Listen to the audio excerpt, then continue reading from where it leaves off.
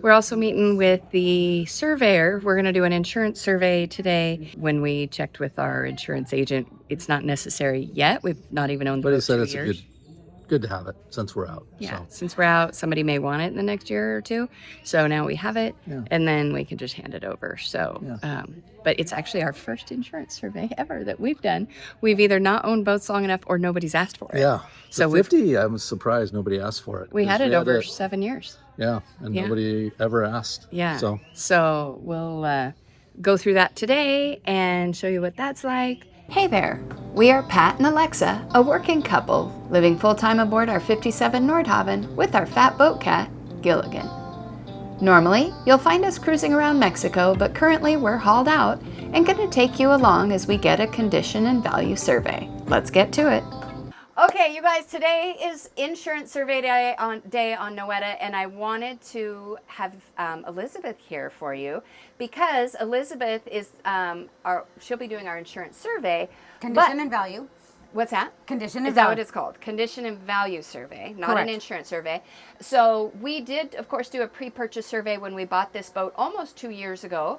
And so generally, I wouldn't necessarily need one within a year and a half, but because we're hauled out for all this other work, we called our agent, Craig, at Novamar and said, should we do what's it called? Condition and value. One of those surveys, also in my head insurance survey, just in case one of our insurance agents wants it down the road. And he said, yeah, it's a good idea. We know Elizabeth from the last number of years, and I'm going to let her talk about her business because she's done a lot of other things for us and for friends that we know. So, Elizabeth, what's your business name? What is it you guys do? My name is Elizabeth Shanahan. My company is E Squared Yacht Services, which actually stands for Elizabeth and Eugenie, the two E's. We've been based in Nueva Vallarta for almost 20 years now. I'm a 1,600-ton licensed captain.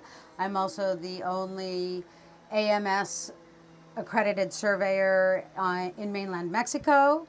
In addition to that, we also have the only ABYC certified electrician in Latin America that is part of our team, and we basically provide all sorts of marine services in the Banderas Bay area, part of Vallarta, and beyond. So I know, for us, you've done, we were a seller on a boat where you did a pre-purchase survey. You've helped me move the boat with the 50. I wasn't comfortable moving it by myself, and you'll be happy to know I'm doing lots more on I've this seen boat. a lot of that on your videos. And then I know you've done some caretaking of boats. What else is it that you guys, what other kind of services does E Squared do?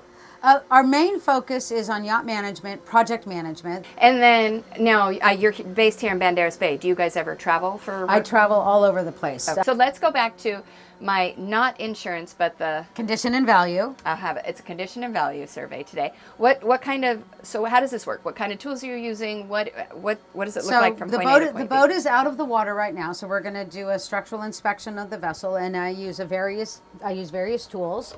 This is a moisture meter, which I use to check the moisture in the hull in various places. In addition to if there's blisters, we open them up.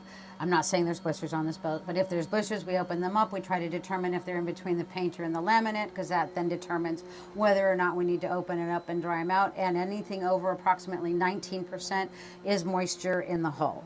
In addition to that, I have an infrared camera that I attach to my iPhone. I've seen those. Those are cool. That I can check if you've got temperature gradations or temperature variations in the hull or specifically around the through hulls, that gives me as the surveyor a red flag to look into it further, because you should have constant temperature in the hull, around the through hulls, in all areas. In addition to that, I have a scope camera. So what a scope camera does, and you've got to love technology now, they'll hook up to any of your phones. The scope camera is exactly what it is, a scope. It helps you get into small spaces. While the boat's out of the water, I will be using the scope camera to go up inside all of the through hulls to see if we have any growth inside the through hulls, to see if we have damage inside the through hulls. And we have a saying in boating and electrolysis, if it's pink, it stinks. So if it's pink inside, that means that you've got an electrolysis electrolysis problem. I've also used it in situations where ball valves have appeared to be open. When they're out of the water, we can look inside and they're 3/4 of the way closed.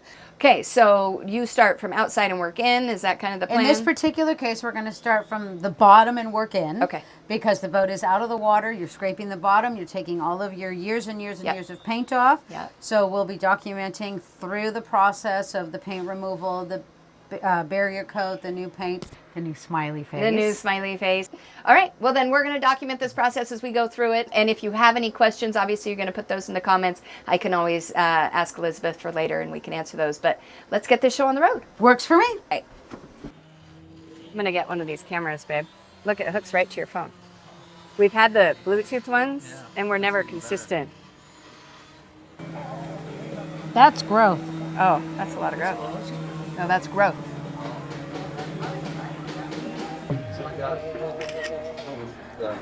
Hex nut. So all propellers have a serial number. Okay. So this will tell you the size of the propeller, it's left-handed, and it's the 3. So it's it breaks down the pitch, the size, and the direction in which it turns. Very cool. We want to make sure there's no movement or looseness in the rudder itself. Cool.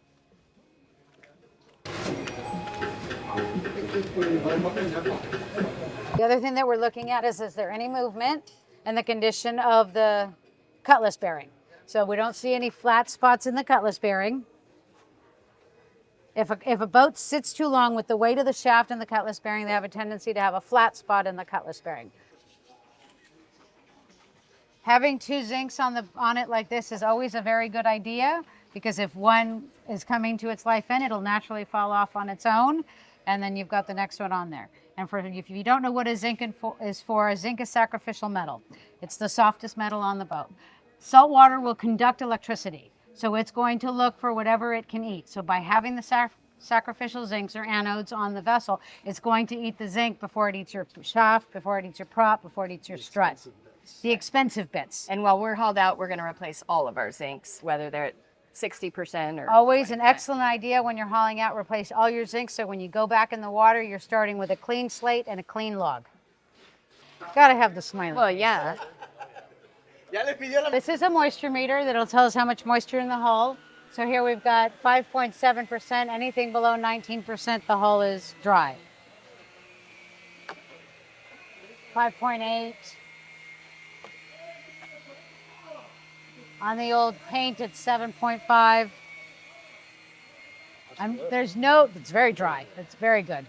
That vessel, for example, was in the high teens. Oh. Wasn't bad enough that we needed to do any major work, but it did have somewhat, but it's also a 40-some-year-old boat. Yeah. 3.9. 3.9. There's no obvious signs of blisters anywhere. And so in the olden days when they did the hammer, this is what they were looking for? What they're looking for is they're listening for differences in the sound of the hull when you're tapping the hull. They're listening for voids or they're listening for moisture. Got it. When you have moisture, you're going to have a more dull thud. Yeah. Got it. Or you do this. Or you do this, which is a little easier and faster and more modern and accurate. accurate. Yeah. The other thing that we can do is, this is what the thermal camera is for, is we can do a thermal image of the camera or of the boat. Okay, so when I'm looking at the boat with the thermal camera, you can see the light pink colors. Those are your through hulls. So if we had that sort of color variation on the hull itself, it would indicate that there is a problem. It could likely moisture, because moisture is going to be cooler than the temperature of the hull itself. It'll heat slower and cool slower. Correct. So when you're going through and checking a hull, obviously you're looking at the through hulls in the darkness here. But let's take this through hull, for example. If the cooler color, the purple color, extended out further, that would mean that you have moisture in the hull around the through hull. Well, the seal's gone and Correct. leaching in. Correct. Absolutely correct. But overall, the hull is in excellent condition. So here, for example, I see it. we can see But it's just the paint. that's just the paint. Yeah, okay. Well, as far as the inspection of the bottom goes, there's no blisters. The hull has got no signs of delamination. There's no moisture around the through holes. So overall, the vessel is in excellent condition as far as being out of the water and getting painted and etc. Then you go inside and enter Yeah, stuff typically too. typically the next thing I'll do is for today, since we're out of the water, I'll do the exterior of the cabin. I'll check the windlass, the foot switches, things like that we can do out of the water, and anything that we can get to out of the water, obtain serial numbers, things like that are the basis of the report. And then when the boat's back in the water, then we'll start testing systems. Cool. So here's your propane tanks. Yes. Which are vented through the door Yes. for venting. The hose here looks new, brand new. It is brand new because it had a leak. This one looks like it could use Okay. monitoring. Okay. It's not showing obvious signs of leaks right now, but it has oxidation, so I would be monitoring Appreciate that one. Okay. You also have your gauges here, which tell you your pressure in there, and then you've got your regulator here, and you've got your shutoff at the tank, and you also likely have a shutoff at the stove. At the stovetop. Yeah. You have your life ring, but you don't have any line attached to it. No, I don't. So need this line would be a safety item that would be picked up on either a condition and value and insurance or a pre-purchase Okay, survey. so get you one with a should line. have a line attached to it, because if you throw this to somebody who's overboard, you got no way of bringing them back. Well, maybe she doesn't want to bring me back. That could be. You should also easy. have the name of the boat on the life ring. Ooh, I like Stenciled putting on our there. name on the boat. You should. That way, if the life ring is If it's found, they know how to find there the boat. is at least some semblance of something to look for. Okay. All of your fills for diesel are marked for diesel. All of your fills for water are marked They for water, are? and that's how they should be. The caulking around the windows seems to be in excellent condition. The lock set works.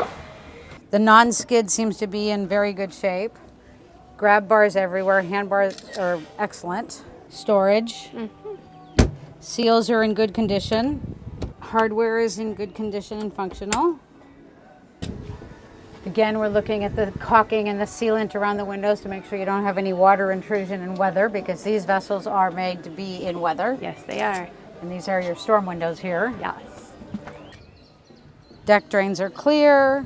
Water fill is properly marked. Taking pictures of the various electrical panels, making sure that everything is properly labeled and marked.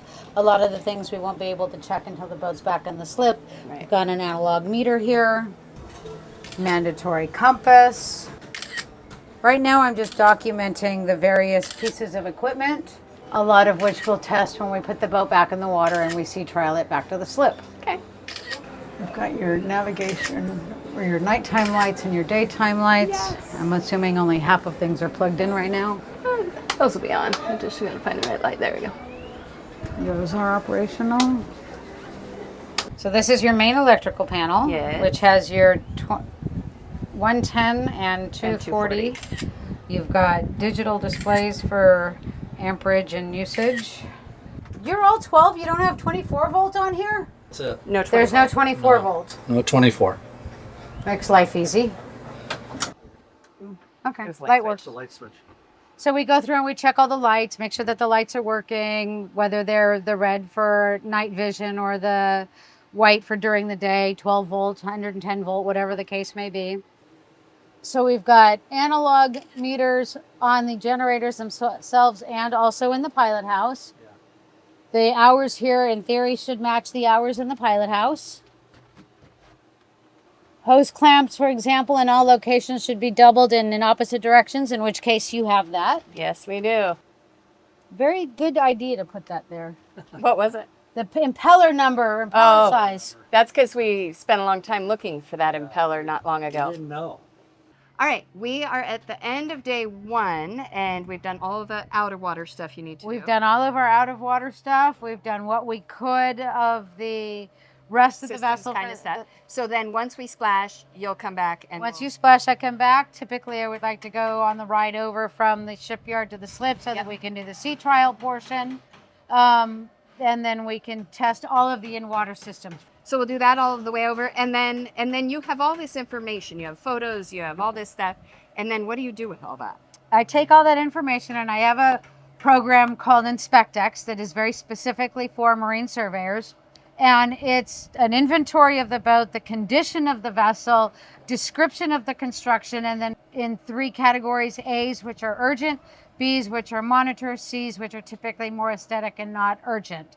And at the end of your report, you'll have all of your findings that you'll find through your report, all categorized, what they are typically with a photo, and what the suggested repair is for that item. Okay, so today we found a few type A things. Today we found a few type A's. What are our type A's? Our type A's, our number 1 is our fire extinguishing system in the engine room needs to be recertified. We knew that, so that's So all that right. becomes a fire. Most A's are going to be fire life safety issues. So we need to do that. They already have it scheduled.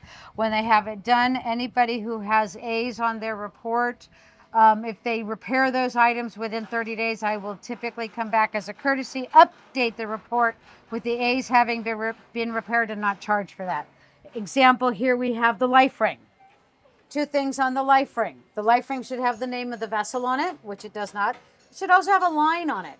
So if you throw this to somebody who's in the water, great, they can float. You can't bring them back to the boat. They're going to float away right now. They're going to float away. I'm sorry, I'm not going to be able to save anybody with that right now. So that one's an easy fix also, so that one will be fixed in 30 days. We had one more A-list thing? I can't remember. We had a B-list thing, Oh. which was there's some signs of oxidations on one of the propane lines, Yep. gas lines. The one line has already been replaced. The other one is not leaking, but it is oxidized, so it's something that should be monitored. And if it can be repaired, you should go ahead and repair it. Of course, and we will, because that's what we do. We like to fix things. Okay, well, I want to say thank you. It is fortunately nice and overcast today, not quite Thank as hot goodness. as it's been, but it's still hot and sweaty out here. We're going to call it a day, all the in-water stuff, so Elizabeth will come back and we'll get all of that done, but I want to thank you very much for coming You are very today. welcome, and thank you for doing this. And I'm hoping that we imparted some useful information. And I'm going to put a shameless plug in here right now. Always try to find either a SAMS or NAMS accredited surveyor. As a SAMS surveyor, as a NAMS surveyor, we are required to have, every 5 years, we have to have 60 continuing education credits. We have to continually be updating our ability to do things. You have to do your ABYC, American Boating and Yacht Council classes. You have to attend a seminar. So they have educational requirements that some of the other certifying agencies do not. So always use a SAMS or a NAMS accredited surveyor. And if you're here in Banderas Bay, obviously you're calling If you're Elizabeth. in the country of Mexico, there is 2 of us. I am the only one on the mainland. I do travel all over the country. All right.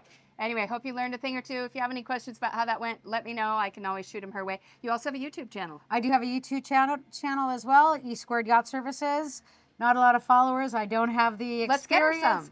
I don't have the experience the Alexa does with the videos, but I'm trying. But You will see on my channel somebody exploding and how to get in and out of a life raft, which is also yeah. a very useful thing to have. Yeah, with actual experience that Actual she experience. had because she had to get in a life raft Yep. in an emergency case and get her whole crew off. That was Eugenie. Yes, Yes, Eugenie did that. All right, we're going to keep her busy for a little bit longer. Anyway, have a great day, guys. Don't forget, hype, like, and subscribe, and we'll see you later. Hasta luego.